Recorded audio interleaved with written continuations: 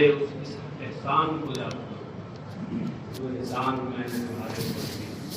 انعام اعلیٰ کا معنی انعام کرنا، احسان کرنا۔ وانی فضلتکم علی العالمین، اور یہ کہ میں نے تمہیں دنیا والوں پر فضیلت و برتری دی۔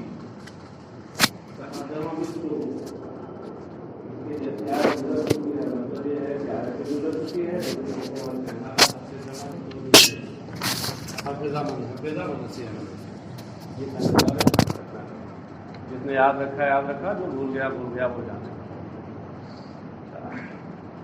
واتقوا یوما لا تجزی نفس عن نفس شیئا ولا يقبل منها عدل ولا تنفعها شفاعة ولا هم ينصرون۔ واتقوا، خافوا یوما، یہ واتقوا کا لغوی معنی بتا دوں۔ اتقاء، اتقان کا معنی بچنا، ڈرنا۔ صیغہ امر ہے تو اتقاء خوف کے معنی میں ہے، تو اتقوا خافو کے معنی میں ہوا۔ خافو یہ بھی تو صیغہ امر ہے، ہاں کچھ لوگ نہیں بول رہے ہیں، خوف زدہ ہیں، تو صیغہ ماضی سمجھ رہے ہیں، ایک دم خوف زدہ ہیں، خوف زدہ ہو گئے، خافو ماضی بھی ہے وہ اور امر بھی ہے۔ خافا، خافو یہ ماضی ہو گیا، اور خافا خافو یہ امر ہو گیا، امر کا صیغہ بھی ہے، سمجھ رہے ہیں، جس سے اتنا زیادہ خوف زدہ نہ ہوئیے۔ واتقوا یوما لا تجزی لا تغنی نفس عن نفس فیہ شیئا، اس دن سے ڈرو کہ جس دن میں کوئی جان دوسرے جان کو کچھ بھی فائدہ نہ پہنچا سکے۔ تجزی کا معنی بتا دیا، تغنی یعنی فائدہ پہنچانا، کام آنا، فائدہ پہنچانا اور کام آنا۔ قرآن کریم میں نا ما اغنى عنہ مالہ وما کسب، اے ما نفعہ مالہ ولا کسب، کہ اس کے مال اور اس کی کمائی نے اسے کچھ بھی فائدہ نہیں پہنچایا۔ یہاں ہے لا تجزی نفس تغنی نفس عن نفس فیہ شیئا، یہ فیہ جو نکالا ہے یہ فیہ ما فیہ والا نہیں ہے، یہ فیہ نکال کر ایک سوال مقدر کا جواب دیا ہے۔ وہ سوال یہ ہے کہ یومن موصوف ہے اور لا تجزی نفس عن نفس شیئا یہ جملہ صفت ہے، اور جب جملہ صفت بنے تو اس صورت میں ضروری ہے کہ اس میں کوئی ضمیر ایسی ہو جو موصوف کی طرف لوٹے، اور یہاں ضمیر نہیں ہے، ہاں تو مفسر نے کہا یہ ضروری ہے کہ ضمیر ہو، چاہے لفظاً اور چاہے تقدیراً۔ یہاں لفظاً نہیں ہے، مقدر ہے، سمجھ گئے؟ ولا يقبل منها عدل ولا تنفعها شفاعة ولا هم ينصرون، اور اس کی جانب سے کوئی بدلہ یعنی کوئی فدیہ قبول نہ کیا جائے گا۔ فدیہ کا مطلب ہوتا ہے وہ مال جسے دے کر کسی کو چھڑا لیا جائے، اس مال کو فدیہ بولتے ہیں۔ تو قیامت کے دن ایسا نہیں ہوگا جیسے یہاں ہوتا ہے، ہاں کہ کچھ مال دے کر کے چھڑا لیجیے، کہ قیامت میں یہ سب نہیں چلے گا، کہ سارا مال رکھا کا رکھا رہ جائے گا۔ ولا تنفعها شفاعۃ، اور نہ کسی کی شفاعت وہاں فائدہ پہنچائے گا۔ ہاں جو شفاعت کے منکرین ہیں ان کی تو باچھیں کھل گئی، اور قرآن کریم میں صاف صاف آیا ہے لا تنفعها شفاعۃ، کسی نفس کو شفاعت فائدہ نہیں دے گی۔ اس کا مطلب یہ ہے کہ شفاعت نہیں ہوگی قیامت میں، مگر ان بندگان خدا کو یہ نہیں معلوم کہ یہاں کس نفس کو شفاعت فائدہ نہیں دے گی۔ کس نفس کا تذکرہ چل رہا ہے؟ نفس کافرہ کو، جو کافر ہیں ان کو شفاعت تو اہل ایمان کے لیے ہے۔ اب اگر تم کہتے ہو کہ شفاعت نہیں کام کرے گی تو اپنا انجام سمجھ لو، تم کن میں سے ہو، سمجھ لو۔ ولا هم ينصرون، اور نہ ہی ان کی مدد کی جائے گی، یعنی یمنعون من عذاب اللہ، یعنی اللہ کے عذاب سے ان کو بچایا نہیں جائے گا، کوئی بچانے والا نہیں ہوگا۔ آگے ہے وَإِذِ ابْتَلَىٰ إِبْرَاهِيمَ رَبُّهُ بِكَلِمَاتٍ، اس سے پہلے اذکر نکالا، وہی بتایا پرانی بات۔ اور یاد کرو اس وقت کو جب ابراہیم کو ان کے پروردگار نے، ان کے رب نے کچھ باتوں کے ذریعے، کچھ کلمات کے ذریعے آزمایا، امتحان لیا۔ ابتلا اختبرا، اس کا لغوی معنی بتا دیا۔ ابتلا کا معنی اختبار اور امتحان۔ ابراہیم یہاں بتا رہے ہیں کہ دو قراتیں ہیں، عام قرات میں تو ابراہیمہ ہے، وفی قرات ابراہام، اور ایک قرات میں ابراہیم کے بجائے ابراہام ہے۔ ہاں یہ انگریزی والے جو ہیں نا ابراہم بولتے ہیں، ابراہم۔ ہاں ہاں بے کلمات، اللہ نے ابراہیم کا امتحان لیا کچھ کلمات کے ذریعے۔ ایک کلمات اور یہ باتیں کیا تھیں؟ مفسرین کے مختلف اقوال ہیں، 3 قول یہاں ذکر کیے ہیں مفسر نے۔ بے اوامر و نواہن کلفہ بہا، یہ پہلا قول ہے، جس کو انہوں نے راجح قرار دیا ہے، قیلہ کے بغیر ذکر کیا۔ اس بات کی دلیل ہے کہ یہی قول ان کے نزدیک، مفسر کے نزدیک راجح ہے۔ باقی اور جو اقوال 2 آئے ہیں ان کو قیلہ سے بیان کیا۔ ہاں قیلہ کہا گیا ہے، بڑی خصوصی بات ہے، ایسی بات کہ اس کے قائل کا ذکر کرنے کی، قائل بھی اس لائق نہیں اس کا ذکر کیا جائے، اس لیے قائل کو حذف کر دیے گا، صیغہ مجہول ذکر کیا جائے، سمجھے؟ یہ قیلہ کی توجیہ ہے جب صیغہ تمریض ہوتا ہے۔ تو ان کے رب نے کلمات کے ذریعے آزمایا، یعنی ان اوامر و نواہی کے ذریعے آزمایا کہ جن کا انہیں مکلف بنایا تھا۔ حضرت ابراہیم کو کچھ اوامر و نواہی اللہ نے عطا فرمائے تھے اور ان پر عمل کرنا ان کے لیے واجب تھا۔ تو کلمات سے مراد یہ اوامر و نواہی ہے۔ قیل ہی مناسک الحج، ایک قول یہ ہے کہ یہ حج کے ارکان و افعال ہیں، مناسک منسک کی جمع، حج کے رکن اور فعل۔ قیلا، اور ایک قول یہ ہے کہ یہ آگے آنے والی 10 چیزیں ہیں، ایک قول کے مطابق یہ 10 چیزیں مراد ہیں اس سے۔ ہاں یہ 10 چیزیں جو ہیں جن کو حدیث شریف میں کہا گیا ہے اشرط من الفطرہ، 10 چیزیں فطرت سے ہیں، سمجھے؟ ہاں وہ 10 چیزیں یہ ہیں۔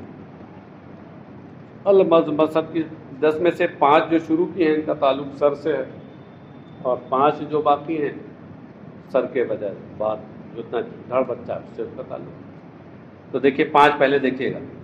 قیلا کہا گیا کہ اس سے مراد المزمزہ کلی کرنا، والاستنشاق ناک میں پانی ڈالنا، والسواک اور مسواک کرنا، وقص الشارب اور مونچھیں کاٹنا پست کرنا، وہ فرقش راس اور سر میں مانگ نکالنا۔ یہ کئے ہو گئے؟ 5 ہو گئی۔ ان سب کا دیکھیں تعلق سر سے ہے، یہاں جتنے حصے سے ہے، اور باقی اب 5۔ وقلم الاظفار، ناخن تراشنا۔ قلم کا معنی کیا ہوتا ہے؟ کاٹنا، تراشنا۔ ارے آپ اردو میں بولتے ہیں اس کا سر قلم کر دیا، کیوں؟ کاٹ دیا۔ ناخن کاٹنا۔ ونتف الابط، اور بغل کے بال اکھاڑنا یعنی دور کرنا۔ وحلق العانہ، آنا کا معنی زیر ناف کا حصہ، منہ زیر ناف مونڈنا۔ والختان، اور ختنہ کرنا۔ والاستنجا، اور استنجا کرنا۔ یہ 10 چیزیں ہیں کہ جو فطرت سے ہیں۔ ایک قول یہ بھی ہے کہ یہاں کلمات سے مراد یہ 10 چیزیں ہیں۔ ان 10 چیزوں کو اللہ نے حضرت ابراہیم کو کہا تھا کہ ان پہ عمل کرو، اور ان کے ذریعے انہیں آزمایا تھا، مجھے امتحان لیا تھا۔ فَأَتَمَّهُنَّ، تو حضرت ابراہیم نے انہیں مکمل کیا، پورا کیا۔ کیا مطلب پورا کیا؟ مفسر کہتے ہیں اَدَّاهُنَّ تَامَّاتٍ، یعنی انہیں پورے طور پہ ادا کیا، مکمل طور پر ان کی ادائیگی کی۔ قال انی جاعلک للناس اماما، جب اس امتحان میں حضرت ابراہیم کامیاب ہوئے تو ارشاد باری تعالیٰ ہوا انی جاعلک للناس اماما، امتحان میں تم کامیاب ہوئے ہو تو سرٹیفکیٹ بھی ملے گا، کیوں؟ ہاں ارشاد ہوا کہ انی جاعلک للناس اماما، میں تمہیں لوگوں کا امام و پیشوا بناؤں گا۔ امام سے کیا مراد ہے؟ امام کا معنی تو پیشوا۔ مفسر کہتے ہیں قدوۃ فی الدین، یعنی دینی قائد اور پیشوا بناؤں گا۔ قال ومن ذریتی، اولادی، حضرت ابراہیم نے عرض کی اور میری اولاد میں سے۔ ذریت کا معنی اولاد، میری اولاد میں سے، میری اولاد میں سے اجعل ائمۃ، مفسر نے نکال دیا ہے کہ یہ چیز محدود ہے کہ میری اولاد میں سے کچھ کو امام و پیشوا بنا دیں۔ قال لا ینال عہد الظالمین، ارشاد باری تعالیٰ ہوا کہ میرا عہد و پیمان، یہ امامت کا جو وعدہ ہے، عہد بالامامہ، یہ جو وعدہ امامت ہے، یہ ظالموں کو یعنی ان میں سے کافروں کو نہیں پہنچے گا۔ مطلب آپ کی اولاد میں تو دونوں طرح کے لوگ ہوں گے، کچھ اہل ایمان ہوں گے اور کچھ شامت نفس کی بنیاد پر ظلم کریں گے، کفر میں مبتلا ہوں گے۔ یہ جو کفر میں مبتلا ہوں گے ان کو دینی پیشوائی نہیں ملے گی۔ الظالمین یعنی الکافرین منہم سے بتایا کہ ظالمین سے مراد یہاں کفار ہیں۔ دل علی انہ ینالہ غیر الظالم، تو ظالموں کو میرا یہ عہد اور یہ وعدہ امامت نہیں ظالموں تک پہنچے گا۔ اس نے اس بات کو بتایا، آپ لوگ تو ترجمہ کریں گے اس نے اس بات پر دلالت کی۔ دلالت سے بہت آپ لوگوں کو اردو میں بھی بڑی محبت ہے، آپ کو ایسی محبت ہے جیسے آپ لوگ اپنے درخواست کے آخر میں ارے حضور والا ذرا ہماری طرف بھی متوجہ ہو جائیے، حضور والا بہت مصروف لگ رہے ہیں آپ، بڑے اہم کام میں لگ رہے ہیں، کچھ تھوڑی سی توجہ ادھر بھی ہو جائے۔ نگاہ لطف کے امیدوار ہم بھی ہیں جی۔ تو کچھ لوگ ایسے ہیں وہ اپنی درخواستوں کے آخر میں العارض لکھتے ہیں، العارض، ہاں کیا مطلب ہوتا ہے اس کا؟ عرض کرنے والا۔ ہاں یہ العارض ان کو ایسا دائمی طور پہ عارض ہوتا ہے کہ فارغ بھی ہو جاتے ہیں تب بھی وہ العارض لکھتے رہتے ہیں۔ یہ بندگان خدا نہیں سمجھتے کہ اردو میں کون العارض لکھتا ہے۔ ان مدرسے والوں کو چھوڑ کے بتاؤ کہیں العارض دیکھا آپ نے؟ ہاں وہاں عرض گزار لکھنا چاہیے، اگر لکھنا ہی ہے اس مفہوم میں تو عرض گزار لکھیے، العارض نہیں لکھا جاتا، وہاں اردو میں نہیں چلتا ہے۔ وہ آپ لوگ کہتے ہوں گے ہم لوگ لکھیں گے چلے گا کیوں نہیں؟ ہاں بالکل چلے گا، دوسرے ہنسیں گے، ایسے چلے گا کہ دوسرے ہنسیں گے۔ ہاں ابھی اصل میں کل میں نے ایک صاحب کو دیکھا، اچھے خاصے عالم ہیں، باضابطہ العارض، ہم نے کہا ان کو دائمی طور پہ عارض ہو گیا ہے۔ ارے عارضی طور پہ عارض ہوتا چھوڑ دیتا، وہ دائمی طور پہ عارض ہو گیا۔ ایسے ہی صاحب یہ دلالت بھی جہاں دلہ آ جاتا ہے تو آپ لوگوں کو دائمی طور پہ ترجمہ یہ ہوتا ہے کہ دلہ اس پہ اس بات پہ دلالت کیا ہے۔ دلالت کا مطلب کیا ہوتا ہے؟ اردو میں ترجمہ کیجیے صاف صاف، دلہ اس نے یہ بتایا، یہ رہنمائی کی۔ دل علی انہ ینالہ غیر الظالم، یہ اس نے یہ بتایا کہ جو ان میں سے ظالم نہیں ہیں ان کو وعدہ امامت پہنچے گا۔ وَإِذْ جَعَلْنَا الْبَيْتَ مَثَابَةً لِلنَّاسِ وَأَمْنًا وَاتَّخِذُوا مِن مَّقَامِ إِبْرَاهِيمَ مُصَلًّى، اور یاد کرو اس وقت کو جب ہم نے البیت کو، البیت مفسر کہتے ہیں الکعبہ، کیا اشارہ؟ محشی کہہ رہے ہیں اشارہ بذالک الی ان ال فی البیت للعہد، ہاں اس سے اس بات کی جانب اشارہ کیا کہ البیت میں الف لام عہد خارجی کا ہے، ہاں بیت سے مراد اس کا خاص فرد یعنی کعبہ مکرمہ ہے جو بیت اللہ ہے۔ یاد کرو اس وقت کو جب ہم نے بیت اللہ کعبہ کو لوگوں کے لیے مرجع بنایا، مثابہ ثابا یثوب ثوابا، اس کا معنی ہوتا ہے لوٹنا. ہاں تو مثابہ کا معنی کیا ہوا؟ مرجع، بالکل لغوی معنی ہے. ثواب کو بھی ثواب اسی لیے کہا جاتا ہے کہ ثواب عمل کرنے والے کی طرف لوٹتا، اس لیے ثواب ہے. مرجعا یتوبون الیہ من کل جانب، یاد کرو اس وقت کو جب ہم نے بیت اللہ کعبہ کو لوگوں کے لیے مرجع بنایا کہ ہر جانب سے لوگ اس کی طرف لوٹتے ہیں، وہ مرکز ہے. وَأَمْنًا، اور ہم نے اسے امن بنایا. سراپا امن، مفسر کہتے ہیں مَأْمَنًا لَهُمْ، مَأْمَنًا امن بنایا یعنی امن کی جگہ بنایا. ہاں مامن کے نیچے محشی نے آپ کو ترجمہ کر دیا ہے. مامن یہ اس میں صرف برائے مکان ہے تو اس کا ترجمہ کیا ہوگا؟ موضع امن. امن کی جگہ بنایا. اشارہ یہ کیا مفسر نے کہ اس میں امن اگرچہ مصدر ہے مگر یہ یہاں پر بطور مجاز مرسل اس میں ظرف کے معنی میں، معنی حقیقی اس کا مراد نہیں ہے. معنی حقیقی اور مجازی میں، معنی مجازی مراد ہے، معنی حقیقی اور مجازی میں یہاں رشتہ اور تعلق کون سا ہے؟ اشتقاقی، التعلق الاشتقاقی. سمجھے؟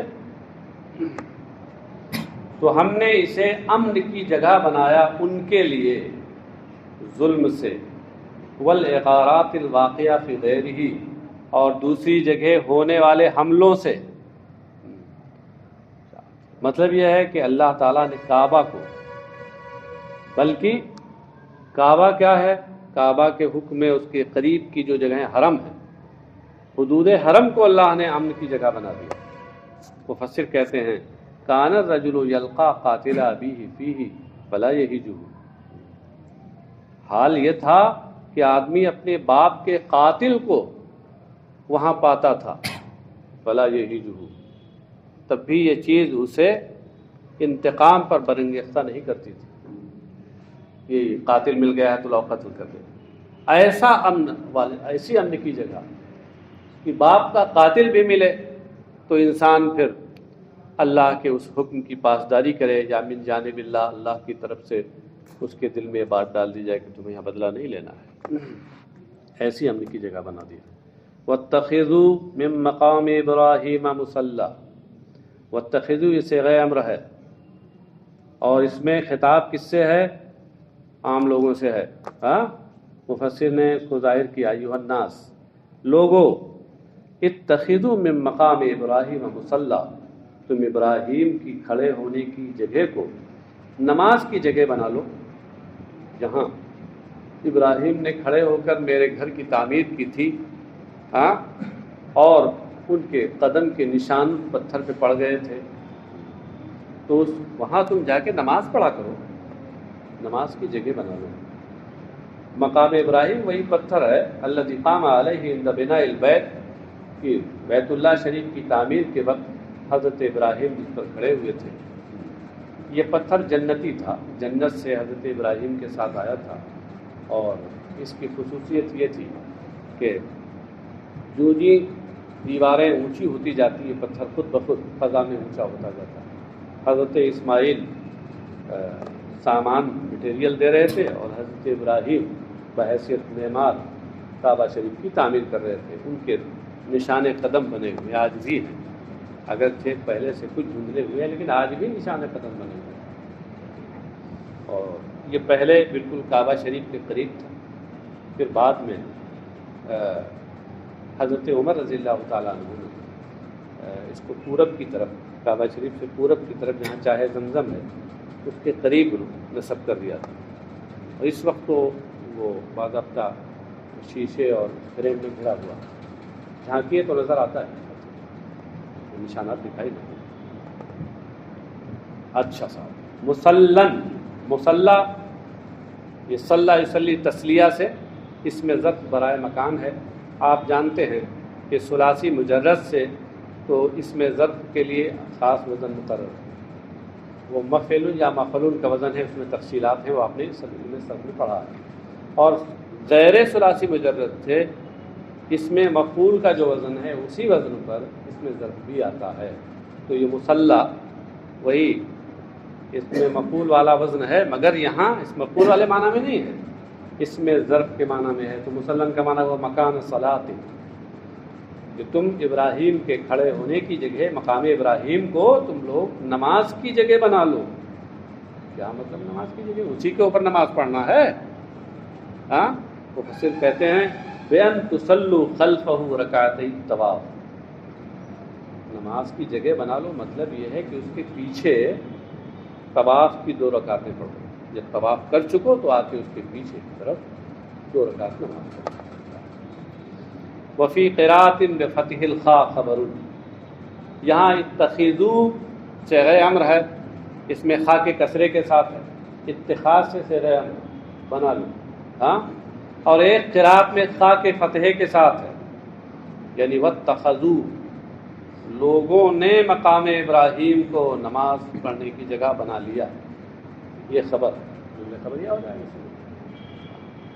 وَأَعِدْنَا إِلَىٰ إِبْرَاهِيمَ وَإِسْمَاعِيلَ أَن طَهِّرَ بَيْتِيَ لِلطَّائِفِينَ وَالْعَاكِفِينَ وَرُكَّعِ السُّجُودِ، اور ہم نے ابراہیم و اسماعیل کو تاکید کی.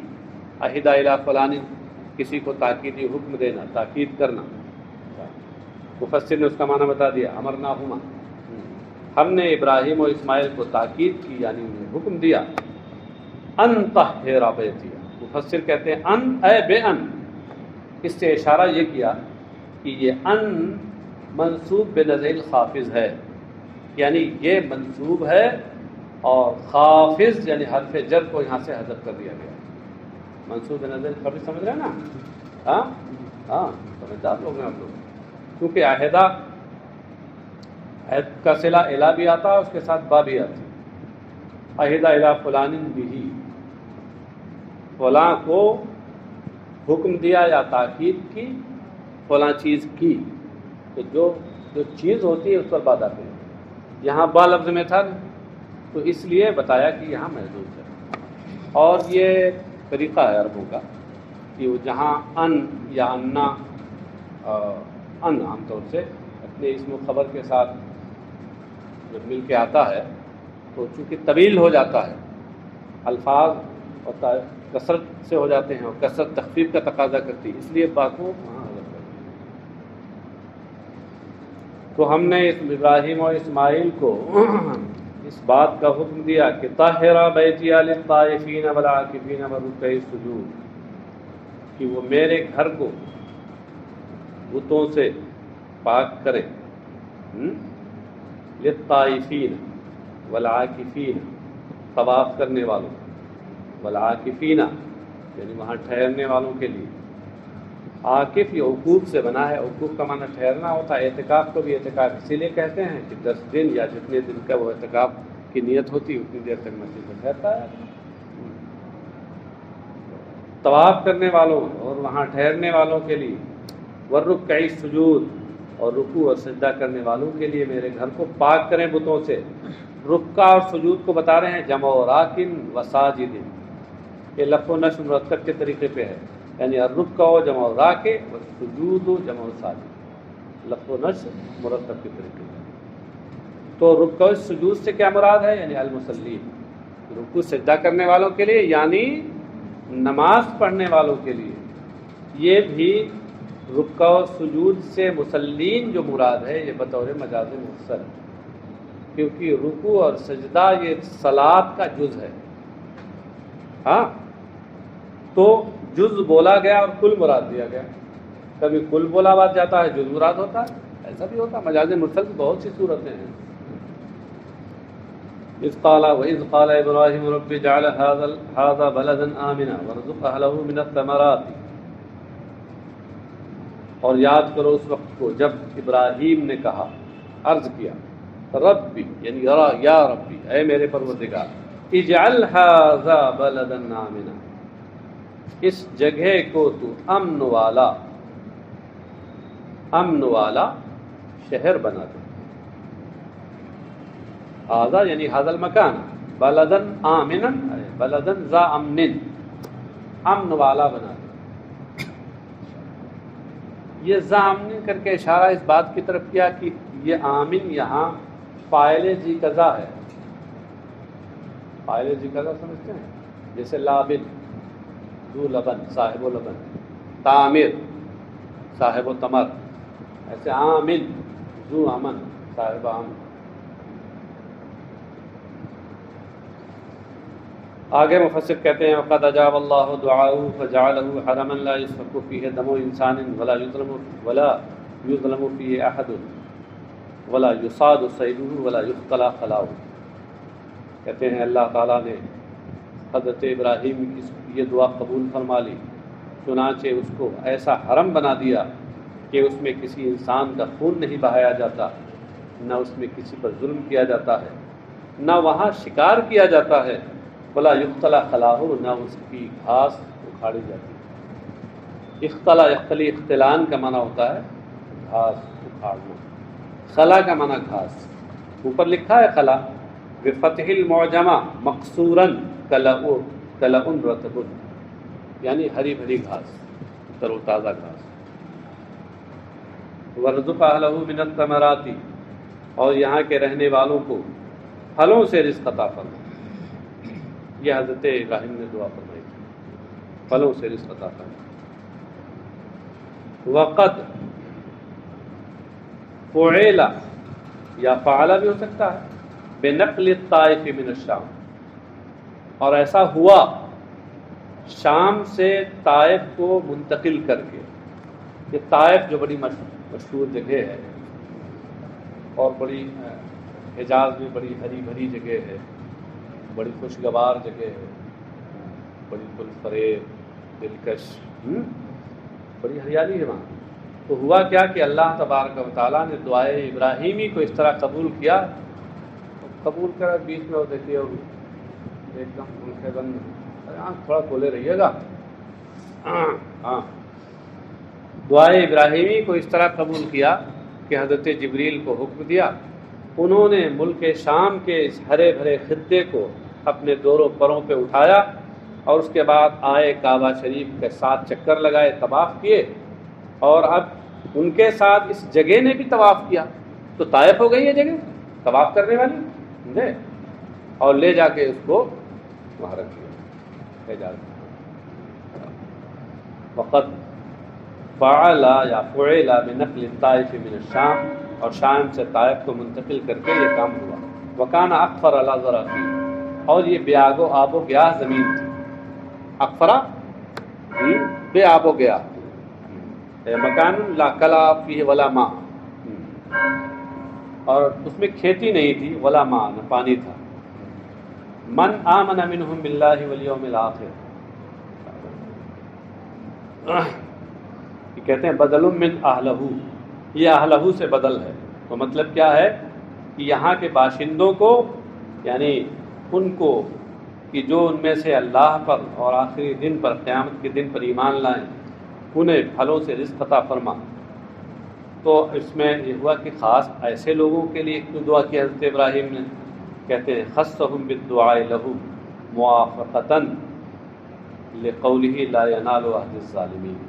حضرت ابراہیم نے ان لوگوں کے لیے خاص طور پر دعا کی تاکہ اللہ تعالیٰ کے ارشاد لا ینال عہد الظالمین کی موافقت ہو جائے، کیونکہ اللہ نے فرمایا تھا کہ یہ جو میں وعدہ کر رہا ہوں تمہیں دینی پیشوا بناؤں گا، اور تم جو کہہ رہے ہو کہ میری اولاد کو بھی پیشوا بناؤ، تو میرا یہ وعدہ امامت اس ظالم اور کافروں سے نہیں پہنچے گا، ان کو اس کا فائدہ نہیں ملے گا۔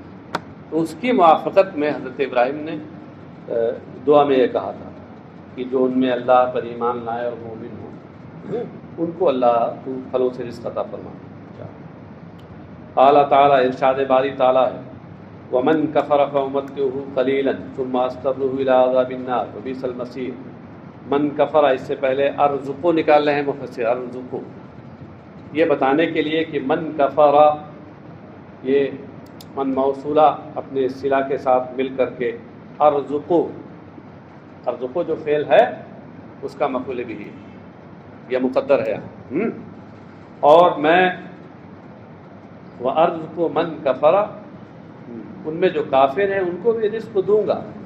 فَأُمَتِّعُهُ قَلِيلًا یعنی فَأُمَتِّعُهُ فِي الدُّنْيَا بِالرِّزْقِ قَلِيلًا تو میں انہیں دنیا میں اس رزق سے تھوڑا فائدہ اٹھانے دوں گا. امتعہ اور امتعہ دونوں قراءتیں ہیں.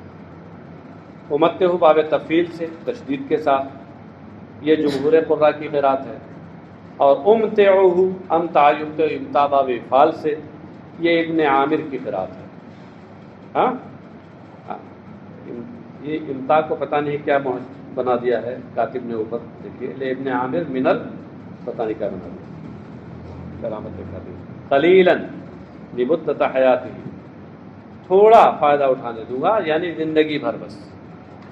دنیا کی زندگی تھوڑی ہی تو ہے، آخرت کے مقابلے میں اس کی کیا حیثیت ہے؟ کچھ نہیں ہے. آخرت تو لامتناہی ہے، کبھی ختم نہ ہونے والی، اس کے مقابلے میں کوئی ہے. ثم استرہ الی عذاب النار اور پھر میں انہیں آخرت میں عذاب نار کی طرف کے لیے مجبور کر دوں گا. استرہ یعنی الجئ الجا سے، اس کا معنی وہی مجبور کرنا. فلا یجد عنہا محیصا تو وہ اس سے کوئی چھٹکارے کی جگہ نہیں پائیں گے. محیص کا معنی چھٹکارے کی جگہ، نجات کی جگہ. وبئس المصیر المرجع ہی اور کیا ہی برا یہ ٹھکانہ ہے. مصیر کا معنی مرجع، مفسر نے بتایا. اور ہیا جو نکالا ہے یہ بتانے کے لیے کہ مصیر تو بیسا کا فاعل ہے اور بیسا جو فعل ضم ہے اس کا مخصوص بالضم محذوف ہے اور وہ ہے ہیا. سمجھ گئے؟ ابھی شاید حضرت آئے نہیں آپ کے. وَاذْكُرْ إِذْ رَفَعَ إِبْرَاهِيمُ الْقَوَاعِدَ مِنَ الْبَيْتِ وَإِسْمَاعِيلُ رَبَّنَا تَقَبَّلْ مِنَّا إِنَّكَ أَنْتَ السَّمِيعُ الْعَلِيمُ. یہ تو آپ لوگ دعا کرتے ہی رہتے ہیں. اور یاد کرو اس وقت کو جب حضرت ابراہیم بنیادیں اٹھا رہے تھے، بلند کر رہے تھے. تو القواعد قاعدہ کی جمع ہے. قاعدہ کا اصل معنی تو ہوتا ہے بنیاد، اور کبھی کبھی یہ بول کر کے دیوار ہی مراد ہوتا ہے. اس لیے مفسر نے دونوں تفسیریں کی ہیں. الاسوسا اب الجدورا، بنیادیں بلند کر رہے تھے، اٹھا رہے تھے، یا دیواریں اٹھا رہے تھے. من البیت بیت اللہ شریف کی اٹھا رہے تھے. یرفو کیا مطلب؟ یعنی یبنی ہی، یہ یرفو کی تفسیر ہے، یعنی اس کی تعمیر کر رہے تھے. اور یہ جو من البیت ہے یہ یرفو سے متعلق ہے. وہ اسماعیل و عطف علی ابراہیم، یہ اسماعیل ابراہیم پہ عطف ہے. یقولان ربنا، یہ دونوں عرض کر رہے تھے ربنا تقبل منا، اے اللہ ہماری جانب سے قبول کر لے. کس چیز کو؟ مفعول بھی محذوف ہے جس کو مفسر نے ظاہر کیا ہے بنا آنا. ہماری اس تعمیر کو تو ہماری طرف سے قبول کر لے. بیت اللہ کی تعمیر کر رہے ہیں اس کو قبول کر رہے. انک انت السمیع للقول العلیم بالفعل، یقیناً تو ہی بات کو سننے والا اور تو ہی فعل اور عمل کو جاننے والا ہے. ربنا وجعلنا مسلمین لک ومن ذریتنا امة مسلمة لک وارنا مناسکنا وتب علینا انک انت التواب الرحیم. اے ہمارے پروردگار، اور ہمیں اپنا تابع فرمان بنا. مسلمین یعنی منقادین، اپنا تابع فرمان بنا. اسلمہ لہو جب لام سے لائے تو اس کا معنی ہوتا ہے کسی کا تابع فرمان ہونا، کسی کے سامنے سرنگو ہونا. وجعل من ذریتنا یعنی اولادنا امة جماعة مسلمة لک، اور میری اولاد میں سے ایک ایسی امت یعنی جماعت بنا دے جو تیری تابع فرمان ہو. یہ من ذریتنا میں جو من ہے اس کو کہتے ہیں من للتبییض، یہ تبییض کے لیے ہے. وَأُتِیَ بِهِ لِتَقَدُّمِ قَوْلِهِ لَا يَنَالُ عَهْدِ الظَّالِمِينَ. اور یہاں حضرت ابراہیم و اسماعیل نے جو اس کو ذکر کیا اس کو اس لیے لایا گیا کیونکہ اللہ تعالیٰ کا قول لا ينال عهد الظالمین پہلے گزر چکا ہے. ان کی ساری اولادیں وہ مسلم نہیں ہوں گی. ہاں تو اس لیے من تبییضیہ ذکر کیا.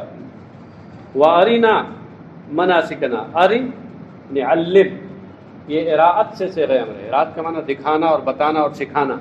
تو ارینا کا معنی ہوا علمنا مناسکنا شرائع عبادتنا وحجنا وتب علینا، اور ہمیں ہمارے مناسک سکھا دے، یعنی ہماری عبادت کے جو احکام ہیں وہ، یا ہمارے حج کے جو احکام ہیں وہ ہمیں بتا دے. مناسک جب یہ لفظ بولا جاتا ہے تو عام طور سے تو حج کے احکام مراد ہوتے ہیں اور کبھی کبھی مطلق عبادت کے احکام بھی مراد ہوتے ہیں. اس لیے یہاں دونوں تفسیریں انہوں نے کی ہیں کہ مطلق عبادت کے احکام ہمیں سکھا دے اور یہ ہمارے حج کے جو احکام ہیں وہ ہمیں سکھا دے، وتب علینا، اور ہماری توبہ قبول فرما، انک انت التواب الرحیم، یقیناً تو ہی توبہ قبول کرنے والا، رحم فرمانے والا ہے۔ سالہ التوبۃ مع عصمتہما تواضعا وتعلیما لذریتہما، سوال پیدا ہوا کہ یہ دونوں تو نبی تھے، معصوم ہوتے ہیں وہ، انہوں نے معصوم ہونے کے باوجود توبہ کا سوال کیوں کیا، مطالبہ کیوں کیا اللہ سے، توبہ قبول کر لیا۔ توبہ تو گناہوں سے ہوتی ہے اور انبیاء گناہوں سے پاک ہیں، تو کہا تواضعا وتعلیما لذریتہما، یہ بطور تواضع اور اپنی اولاد کو اس کی تعلیم دینا۔